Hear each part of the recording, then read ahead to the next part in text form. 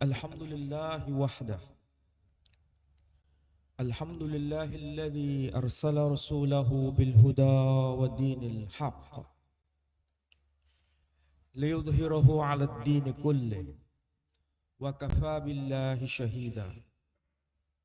أشهد أن لا إله إلا الله وحده لا شريك له، وأشهد أن محمدا عبده ورسوله لا نبي بعده.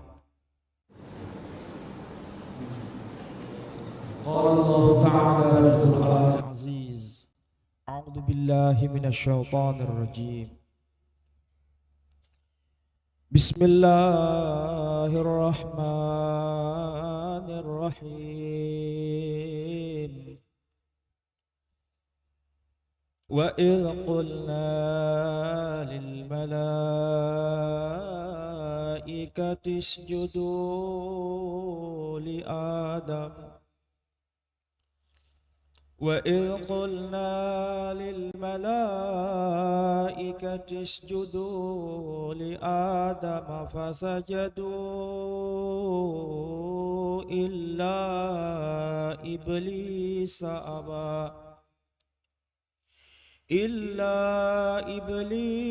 أبى واستكبر وكان من الكافرين. Al-ayah. Sadaqallahul azim.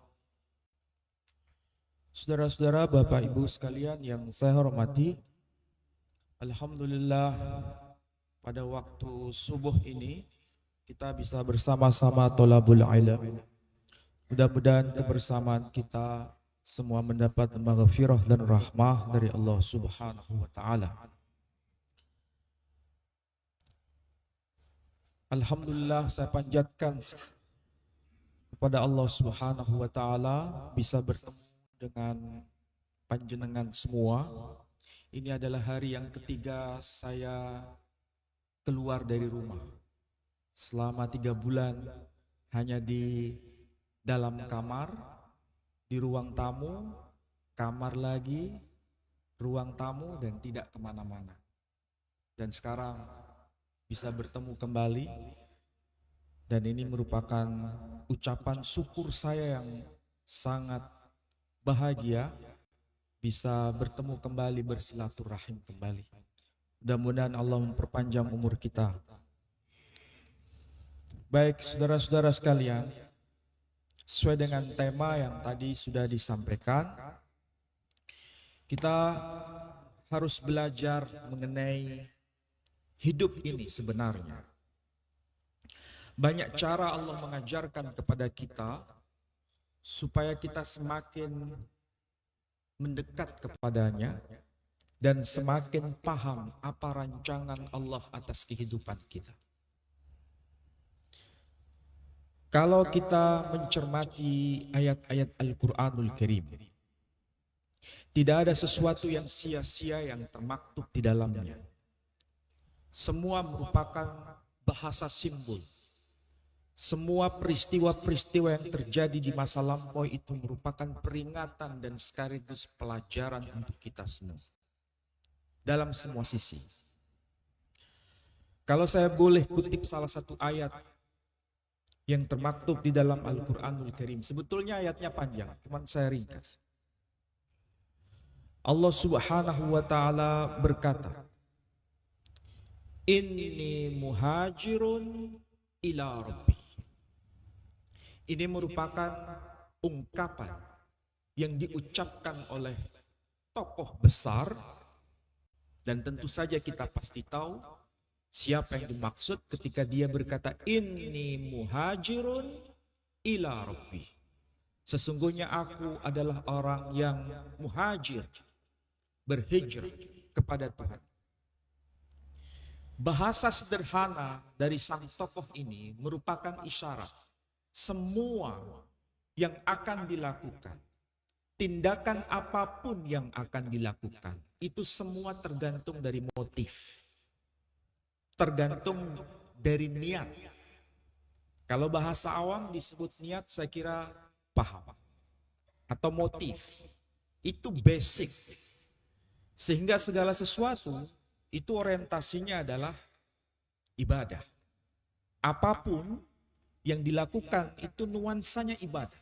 Tidak ada sesuatu yang lepas dari ibadah. Hanya saja karena ada semacam sabotase, ada semacam penyelewengan dari pihak eksternal, sehingga itu tidak bisa bernilai ibadah lagi. Nah, supaya paham yang saya maksud sebelum kita bahas ayat ini, bagaimana niat itu bisa berubah dan itu menjadi malapetaka. Dan kita harus waspada dengan itu. Karena potensi ini sangat-sangat harus menjadi perhatian. Oke, apa yang dimaksud dengan niat, apa yang dimaksud dengan motif yang tadi sudah saya sampaikan. Sehingga segala sesuatu nanti bisa menyimpang karena sabotase dari eksternal itu. Kalau kita ambil contoh sederhana. Saya kira semua sudah berkeluarga, mungkin barangkali hanya 1-2 yang belum. Kita setiap memberikan salary kepada istri kita, itu motifnya apa? Karena takut ditinggal? Atau karena takut apa? Yang laki-laki ini. Kenapa kok diam? Selama ini kita memberikan nafkah itu, niatnya apa? Kalau niatnya itu ibadah, alhamdulillah. Tapi jangan sampai ibadah dalam arti lip service. Kalau niatnya ibadah karena ini adalah perintah dari Allah Subhanahu wa taala dan hati kita terpaut dengan perintah itu karena kecintaan kita kepada Allah Subhanahu wa taala, kemudian kita sambungkan kepada istri kita sebagai bentuk salary itu, itulah nilainya ibadah. Tapi kalau salary yang kita terima itu kita serahkan kepada istri hanya karena takut ini dan itu dari istri yang dimaksud, entah karena takut ditinggal, entah karena omelan, ya kan? Ada nggak yang diomelin gara-gara biasanya sekian kok jadi sekian? Hah? Nah, banyak. Siapa? Artinya apa? Semua itu tergantung dari niat sejak awal. Tergantung dari niat sejak awal. Atau yang lebih sederhana lagi dan seringkali kita ini terpeleset, tersabotase oleh pihak eksternal. Dan ini sederhana sebenarnya. Contoh, namanya parkir, baik itu mobil atau motor, kita keluar uang atau tidak? Parkir, ya pasti yang namanya parkir itu keluar uang. Tapi mayoritas kita kalau parkir itu niatnya apa? Niatnya bayar parkir atau niatnya sedekah? Hampir sebagian besar kita itu niatnya parkir. Karena dengan tujuan dengan kita parkir keluar uang itu kendaraan kita dijaga, ya, hanya sekedar itu. Nanti kalau kita mau ambil barang, kendaraan kita, ketika keluarkan uang itu, ya sudah selesai. Tapi kalau seandainya sejak awal, kita parkir, niatnya bukan parkir, tapi niatnya bersedekah, maka itu punya nilai lebih. Nilai lebih. Selain kendaraan kita aman, ya, dan juga kita dapat nilai lebih. Lebihnya apa? Sedekah itu. Tapi seringkali bisa dihitung dengan jari. Yang ada di sini kalau parkir niatnya sedekah berapa orang? Barangkali 1, alhamdulillah. Tapi bisa dipastikan kayaknya nggak ada. Artinya apa? Semua itu tergantung dari niat. Apapun yang kita lakukan, apapun. baik dalam dunia dakwah, baik dalam dunia pendidikan, baik dalam dunia keluarga, apapun, seringkali disabotase oleh pihak eksternal. Siapa pihak eksternal itu? Nah, ini yang harus kita runut di sini. Karena semua misi kenabian adalah menegakkan tauhid. Tauhid itu jangan sekedar bicara soal kuburan. Tauhid itu bukan sekedar soal berhala. Itu sesuatu yang sudah mafhum. Tapi tauhid yang benar nih, menggantungkan segala sesuatu orientasi hidup hanya untuk dia. Itulah tauhid. Dan ini berkaitan dengan menerima kebenaran dan sekaligus tidak merendahkan yang lain. Itulah yang dimaksud dengan tauhid. Ada 2 poin. Menerima al-haq kebenaran. Al-haq kebenaran itu berarti apapun keputusan Allah itu sami'na wa ata'na. Inilah realisasi dari tauhid itu. Sami'na wa ata'na. Apapun perintah dan apapun larangan dari Allah, itu kita betul-betul komitmen dengan itu. Inilah bergantung pada al-haq dan tidak merendahkan yang lain. Dalam konteks ini, tidak sombong. Sombong itu yang berhak menyandang siapa? Hanya Allah Azza wa Jalla. Ketika baju kebesaran kesombongan itu melekat pada diri kita, maka tauhid itu runtuh. Nah, dari sini kita bisa paham. Oke. Ketika Allah berkata, ini peristiwa di awal zaman. Peristiwa yang sangat mengerikan sebetulnya. Betapa besar dampak dosa itu mulai masuk ke dalam dunia. Mulai masuk ke dalam konteks semesta ini. Itu dosa yang paling awal. Dan dari dosa yang paling awal ini akan muncul rincian-rincian dosa yang lain, tapi kembalinya ke akar ini. Saya terlalu cepat enggak? Enggak ya? Yang belakang dengar suara saya? Dengar. Maklum karena sudah nggak pernah ngomong sekian lama jadi kan. Oke. Di sini disebutkan wa'idh qulna, dan ingatlah tatkala kami telah berkata. Coba, sebelum Allah menampakkan peristiwa itu diawali dengan pengantar wa'idh qulna. Dan ingatlah tatkala kami telah berkata. Kenapa Allah mengungkapkan dengan sebutan kami di sini? Qulna, kami telah berkata. Kenapa Allah tidak mengatakan qultu? Aku telah berkata. Di sini ada 2 hal penting. Ketika Allah berkata mengenai dirinya sebagai sesuatu yang tidak bisa diserikatkan dengan yang lain, Allah berkata 1 poin penting. Innani anallah la ilaha illa ana. Tetapi ketika Allah berkata wa idh qulna, dan ingatlah tatkala kami telah berkata, menunjukkan jamak li ta'zim, jamak kebesaran. Maksudnya dia sebagai otoritas yang paling tinggi, sebagai penguasa segala sesuatu. Bayangkan kalau bahasa sederhana begini. Tahu direktur utama? Tahu direktur utama kan? Berarti itu pimpinan puncak atau tidak? Nah, itu berarti menunjukkan jamak kebesaran. Kebesaran dirinya, posisinya, otoritasnya. Ketika mengatakan wa idh qulna, dan ingatlah tatkala kami telah berkata, dia sebut jajaran-jajaran penting di situ.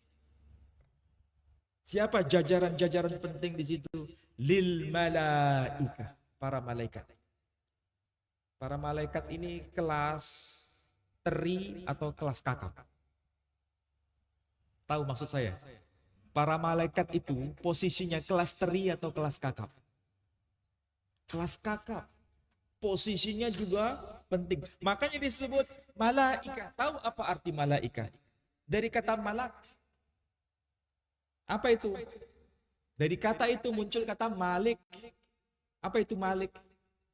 Raja.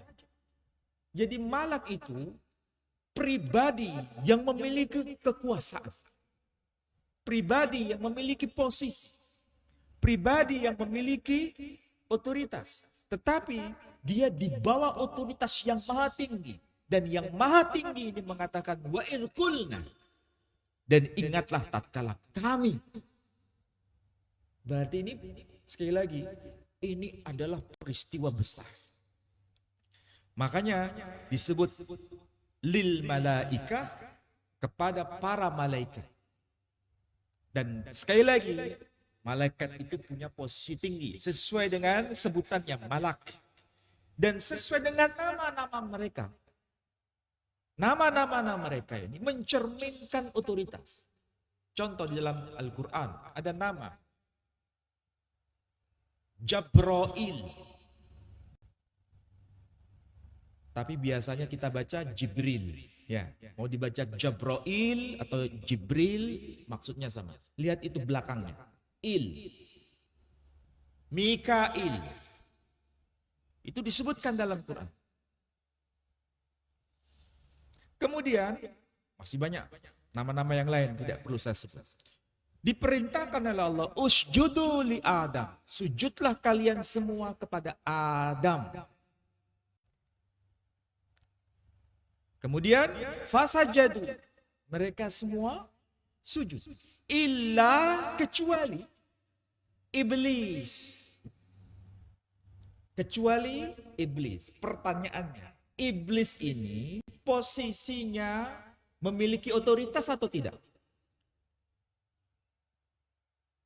Bagian dari jajaran penting itu tidak?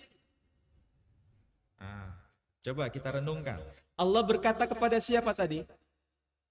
Yang memiliki jajaran penting atau tidak? Iya. Kemudian ada yang terkecuali. Terkecuali ini karena pilihan dia sendiri untuk menolak sujud itu. Yang menolak sujud itu memiliki posisi penting atau tidak? Juga memiliki posisi penting. Karena dia bagian dari lil malaikah. Bagian dari itu. Dan sesuai dengan namanya. Cuma masalahnya begini. Ini ada sesuatu yang aneh Quran nih.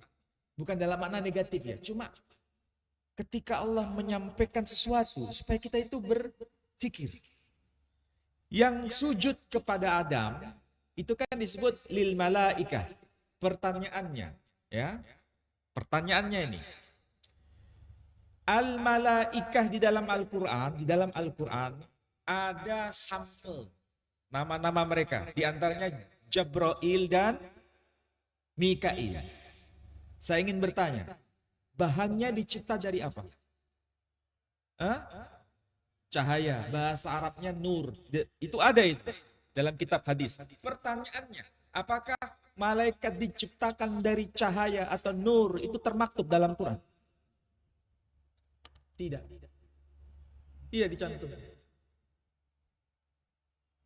Jadi yang sujud kepada Adam, taat kepada Adam, punya posisi tinggi, namanya tercatat dalam Quran, tapi bahannya tidak dicatat dalam Quran.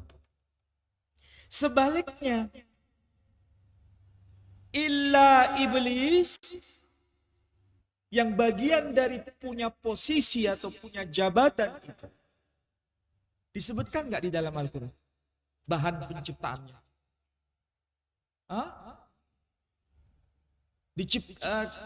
Disebutkan di mana?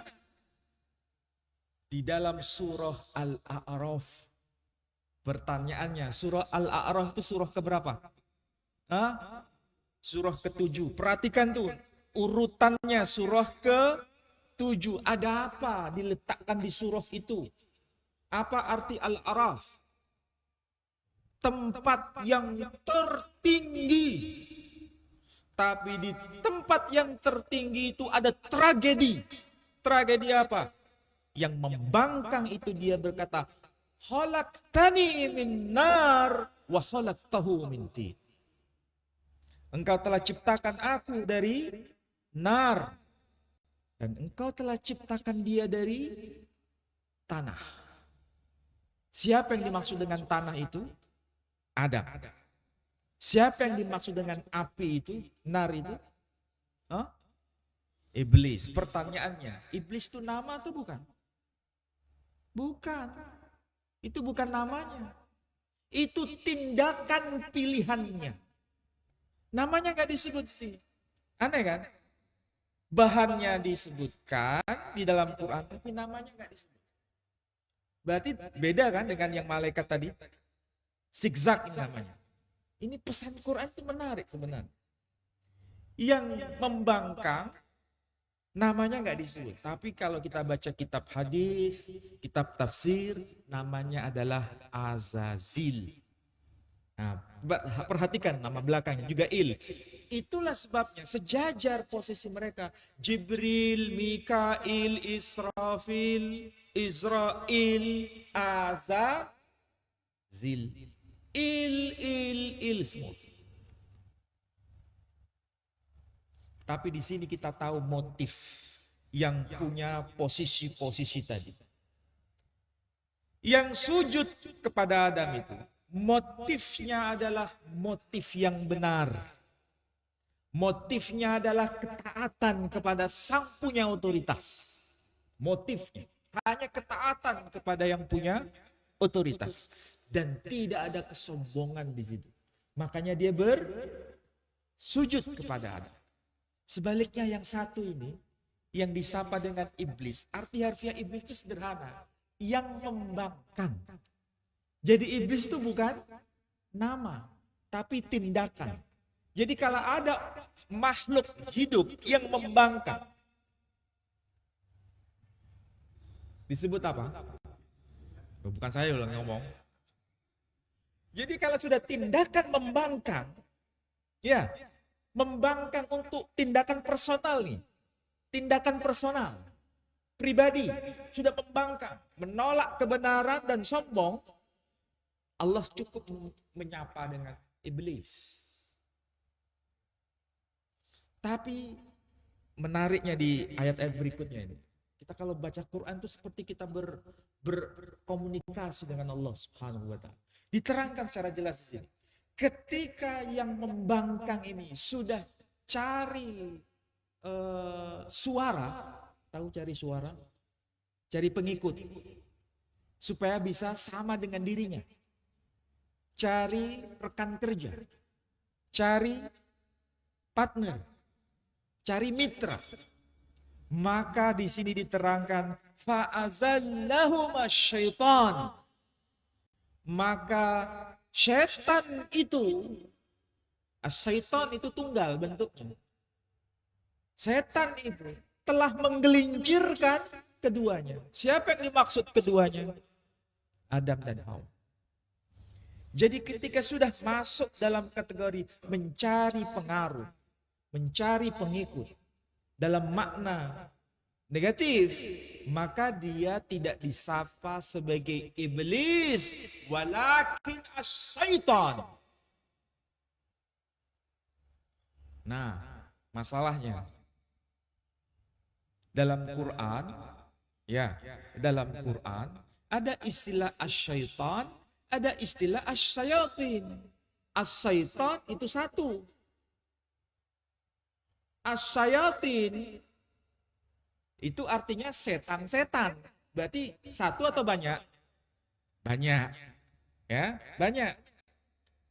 Itulah sebabnya diingatkan di ayat ini. Aba wastakbara wa kana minal kafirin. Ai bermakna ihda minal kafirin. Dia salah satu di antara yang ingkar. Aneh kan Quran ini? Padahal pada waktu peristiwa itu, yang ingkar itu berapa jumlahnya? Cuman satu ya, yang membangkang ini. Tapi kenapa Allah berkata wa kana minal kafirin? Dia salah satu di antara yang kafir, di antara yang ingkar. Aneh kan? Berarti ini isyarat bahwa suatu masa, di masa mendatang, di masa yang akan datang, ada yang ikut jadi pengikutnya. Siapa mereka yang ikut jadi pengikutnya? Disapa dengan as-sayatin. Makanya as-sayatin itu minal jinnati wan nas. Jadi setan-setan itu ada ya dari golongan jin dan ada dari golongan manusia. Dan mereka ini adalah pengikut dari iblis ini. Sang pembangkang ini. Maka jangan sampai kita masuk kategori orang yang di barisan syaiton itu. Sehingga nanti kita disapa dengan sayatin. Tapi ya jangan mengatakan orang, dasar setan lu. Itu karakter, tindakan pilihan dia. Nah, masalahnya karena motifnya tidak benar. Motifnya yang membangkang ini tidak benar. Dia merasa sombong. Sombong itu apa sih? Merendahkan yang lain. Dan termasuk menolak kebenaran. Itu sombong. Jadi sombong itu sederhana. Menolak kebenaran dan merendahkan yang lain. Makanya itu harus dihapus dalam kehidupan kita. Karena akar dosa itu. Akar dosa itu adalah sombong. Dan itu ada dua sayap. Menolak kebenaran otoritas Allah Subhanahu wa ta'ala dan merendahkan yang lain. Makanya kita ini diingatkan, ya alhamdulillah kita masih sadar sebenarnya. Kita ini kan Bani Adam. Iya toh? Bani Adam itu seharusnya ngikuti Adam atau tidak? Iya, harus ngikuti Adam. Apa karakter Adam itu? Dia sadar-sadarnya. Dia diciptakan dari apa? Dari tanah. Tanah itu kualitasnya rendah. Tanah itu kualitasnya rendah. Api itu kualitasnya tinggi. Adam sadar dia dari apa diciptakan. Sehingga itu menjadi memori. Ketika melakukan kekeliruan, dia langsung bertobat kepada Allah Subhanahu wa ta'ala. Dan itu yang harus kita contoh. Pertobatan itu penting. Sebesar apapun dosa yang pernah kita lakukan. Karena itu yang diajarkan oleh para nabi semua. Seruan para nabi kepada umatnya apa? Kembali kepada Allah Subhanahu wa ta'ala. Berarti pertobatan kausal. Kok kausal? Pertobatan kolosal. Pertobatan berjamaah.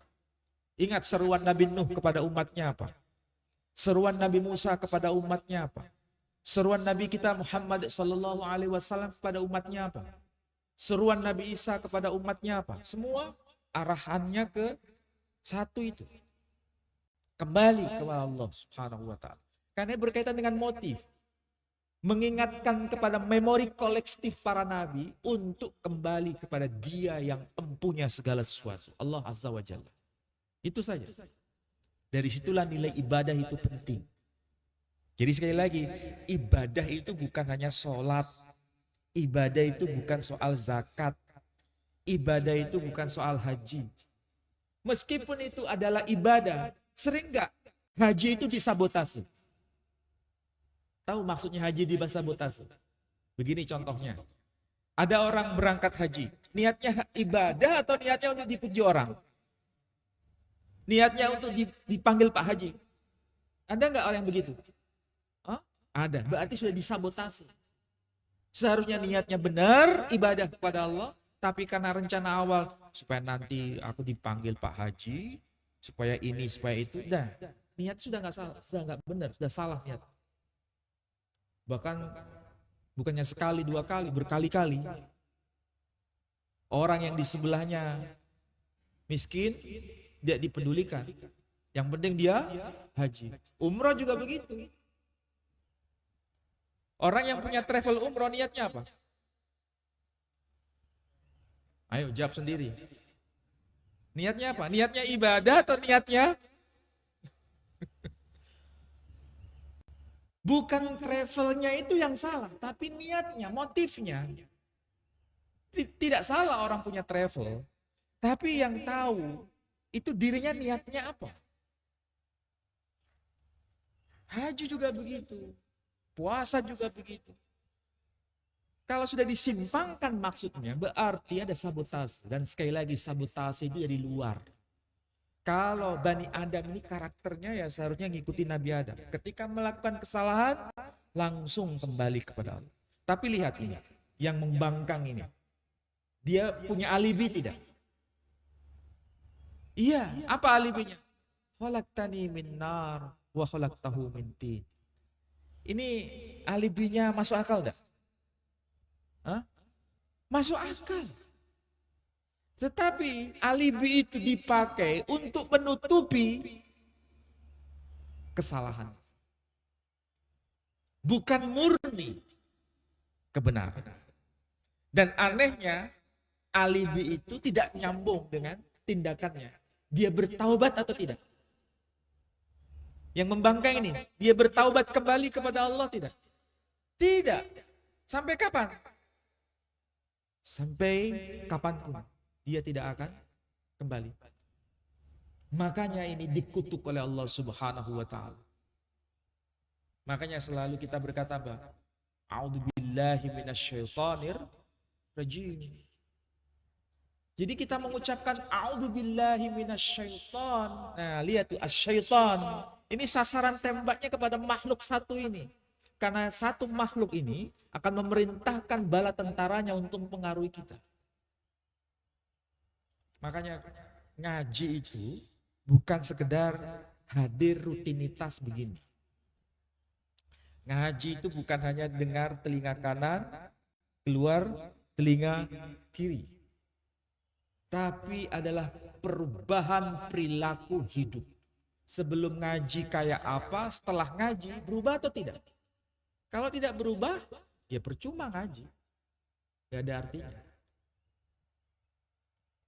Nah coba ya, kalau kita bisa melihat manisnya iman itu, kita pasti bisa memahami betapa mulia Islam ini. Lihat itu orang-orang yang ada di Jepang. Pekerja keras. Saking pekerja kerasnya, mereka stres. Saking stresnya, mereka nggak sempat untuk berpikir berumah tangga. Saking stresnya dengan pekerjaan itu, dia nggak sempat untuk berpikir punya keturunan. Sehingga orang-orang Jepang sampai hari ini jumlahnya semakin sedikit atau tidak? Semakin sedikit. Apa yang mereka nikmati hidup ini? Gak ada. Stres terus, hidup stres. Padahal pekerjaan ada.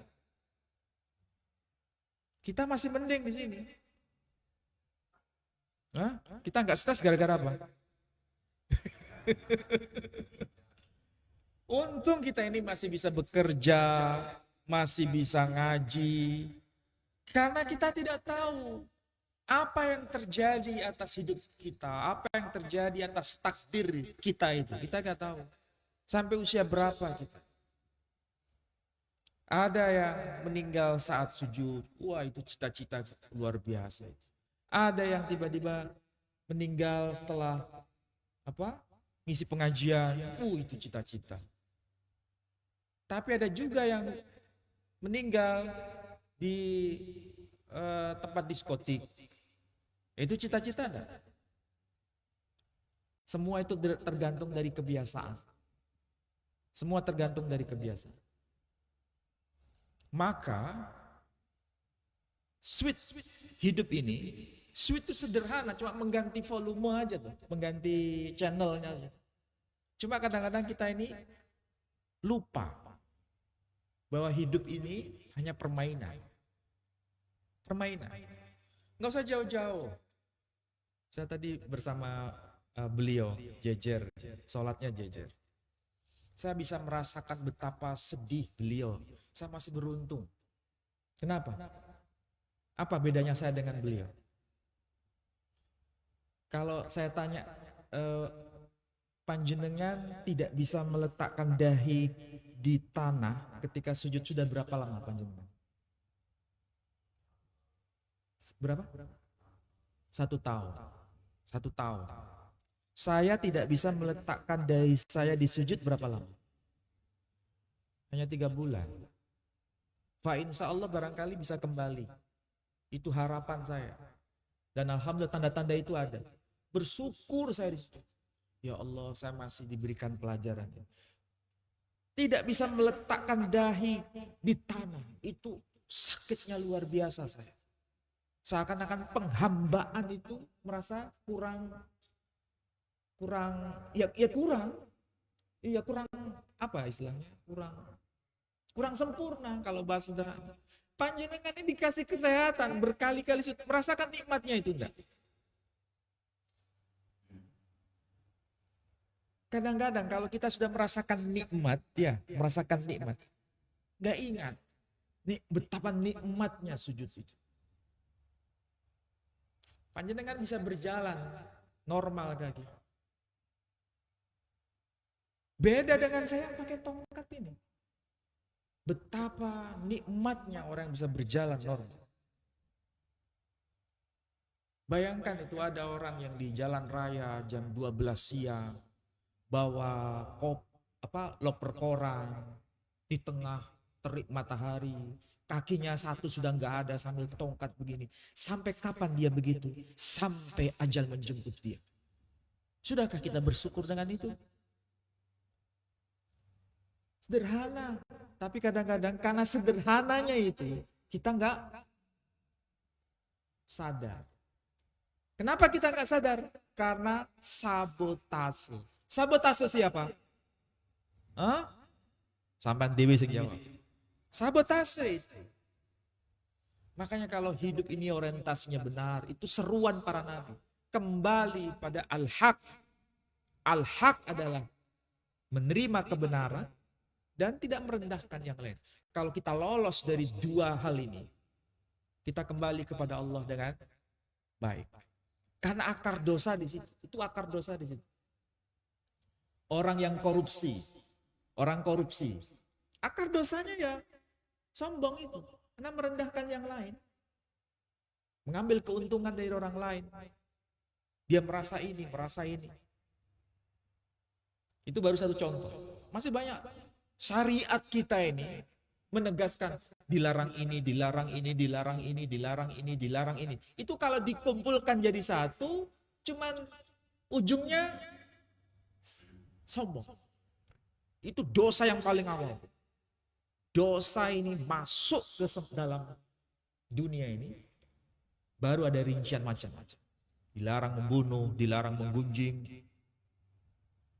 Orang yang menggunjing orang lain, itu sombong enggak? Sombong. Kembalinya ke situ lagi. Mudah-mudahan yang saya sampaikan ini bermanfaat bagi Bapak Ibu sekalian. Dan kita harus mencoba untuk semakin memperbaiki diri. Dan memperbaiki diri itu tidak mudah, tergantung dari komitmen sejak awal. Komitmen itu bisa ditata, bisa diubah, tergantung dari masing-masing pribadi. Mudah-mudahan yang saya sampaikan bermanfaat. Baik, ada yang mau ditanyakan? Waalaikumsalam.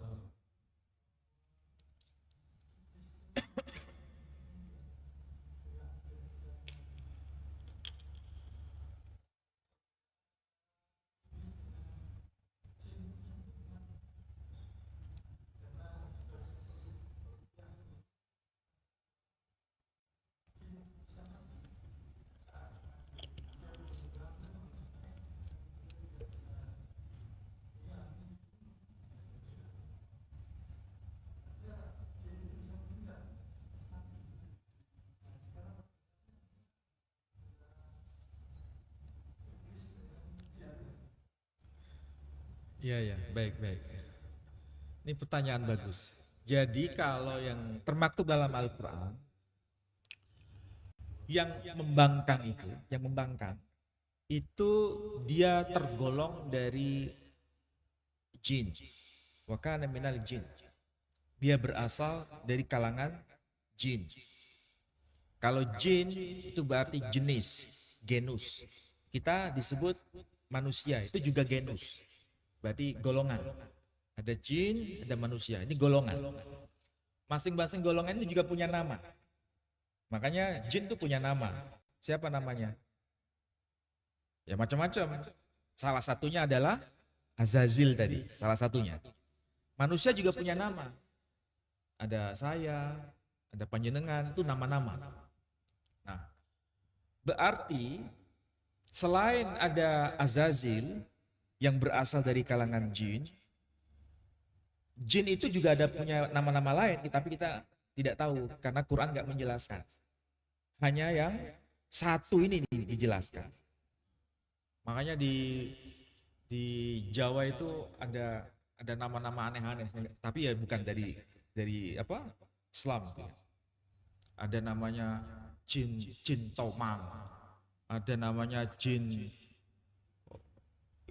bukan ifrit. Kalau ifrit itu apa istilah Quran. Namanya aneh-aneh pokoknya. Ada walhan, nggak tahu dari mana nama-nama itu.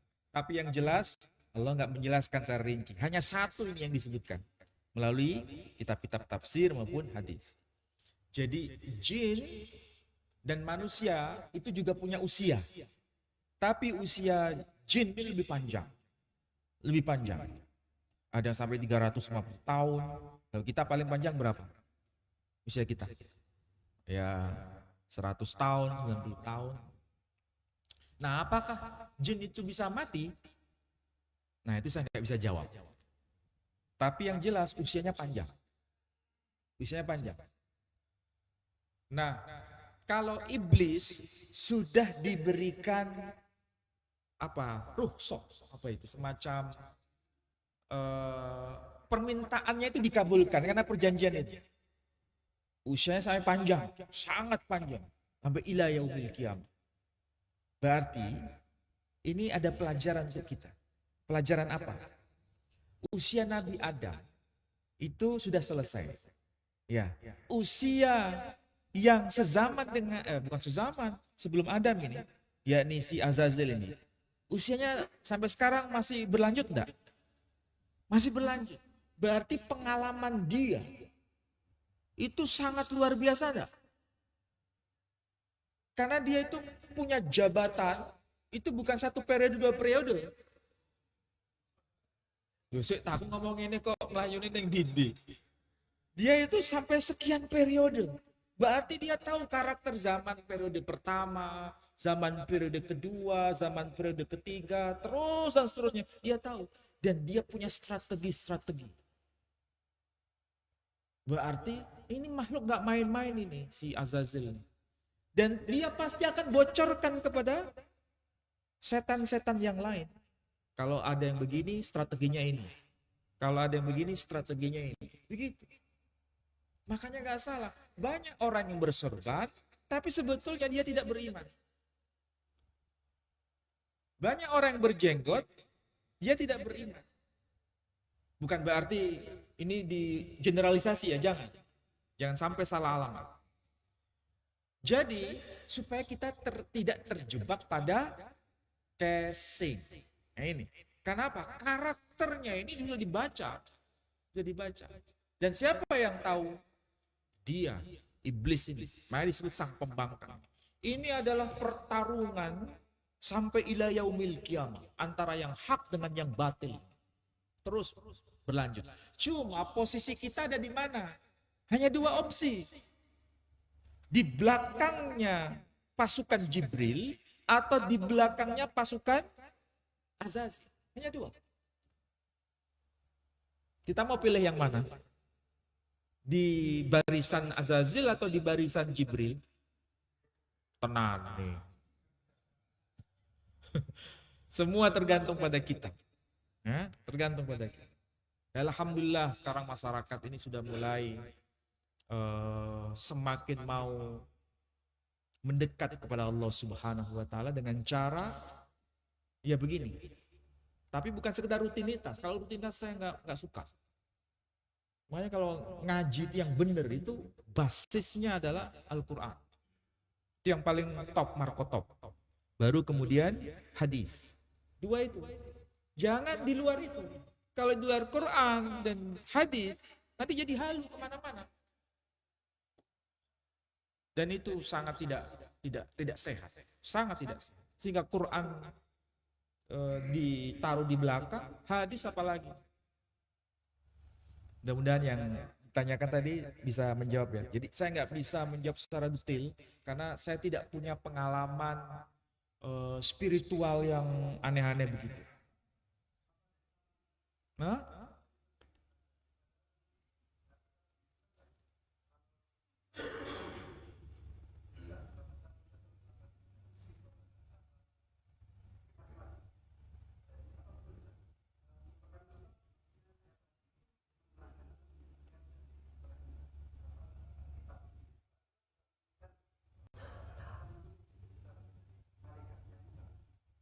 yang di agama sebelah ya.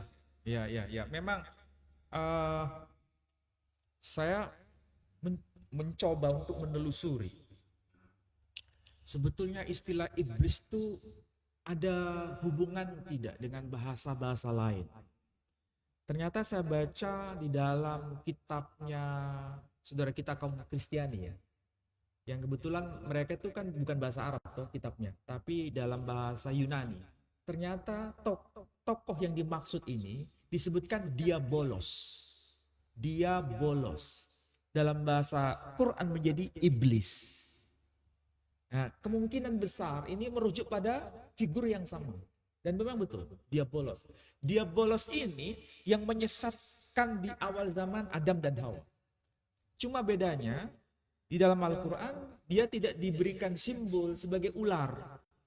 Tapi kalau di dalam kitabnya saudara kita sebelah, yang kaum Kristiani, itu mewujudkan dirinya dalam bentuk ular. Ya, itu bahasa simbol ya. Saudara kita, ini tidak ada kaitan dengan Al-Quran. Quran tidak menyebutkan dengan istilah ular. Hanya disebut dengan istilah iblis saja. Itu yang kemudian saudara kita mengatakan ini disebut sebagai malaikat jatuh. Menyebutnya malaikat jatuh. Artinya posisinya itu tinggi, ya. Kemudian dia berontak kepada Tuhan, tidak mau taat kepada Tuhan, akhirnya jatuh dari posisi semula. Yang kemudian disapa dengan istilah Lucifer. Jadi kalau disebut Lucifer yaitu merujuk kepada ini, Lucifer. Makanya ada gereja setan, ya gereja Satan, yaitu menyembah Lucifer. Nah, begitu. Memang ada hubungan, tidak persis sama, tetapi ada koneksitas di situ. Lucifer. Dan di pasukan-pasukan Lucifer ini nanti disebut dengan istilah demon. Demon. Apa itu kalau bahasa kita? Setan. Iya. Dan kalau dalam bahasa Ibrani disebut dengan istilah hasatan. Hasatan itu dengan bahasa Arabnya sama dengan asyaiton. Jadi ada koneksitas sebetulnya. Saya punya keyakinan penuh. Quran ini tidak tiba-tiba. Tapi ada mata rantai dengan risalah para nabi sebelumnya. Cuma Quran ini semakin menjelaskan lebih detail. Yang keliru-keliru di kitab sebelumnya itu diluruskan. Yang benar disampaikan kembali. Nah itu fungsi Quran. Jadi tidak tiba-tiba. Kan sejak awal saya sudah mengatakan. Apa saja yang kita baca dari Quran. Itu kita bisa temukan dokumennya itu di luar Quran. Itu luar biasa itu. Bayangkan, Nabi kita ini kan disebut Nabi yang ummi, tapi kok tahu hubungan jejaknya dengan yang lain-lain itu. Bahkan sampai ke tradisi Cina, Tionghoa. Tapi saya belum ungkap ini, hubungan ini dengan kitab agama Konghucu, belum. Lah kok aneh ya, bahasa Quran, Arab, terkait dengan Konghucu Cina. Kan bahasa Mandarin, loh kok ada hubungan? Nah, itu rahasia Allah, ketemu. Ya kalau kita ngerti bahasa Mandarin, ngerti bahasa Arab, oh baru nanti ketemu koneksitasnya.